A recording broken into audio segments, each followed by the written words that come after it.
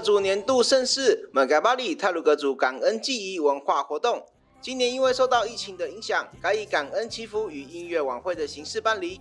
活动于110年10月30号上午在崇德国小举行祈福仪式，当日晚间在崇德安检所办理音乐晚会。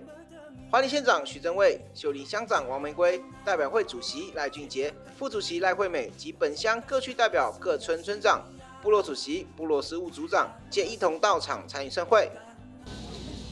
哈娜每次都说，台湾福尔摩沙之岛，而原住民族是台湾的惊叹号，是花莲的惊叹号，更是世界的惊叹号。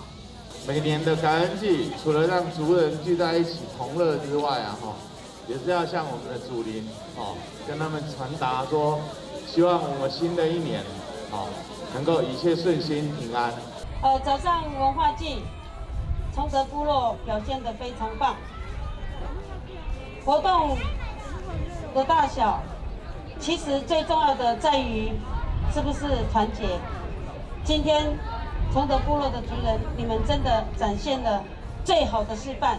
今年虽然受到疫情的影响，调整活动办理的方式，但本所仍期待借由每一年度的太鲁阁族门嘎巴里文化系列活动，能够在各项文化展演的过程中，呈现本所各项文化工作的成果，并欢迎族人建议与指教。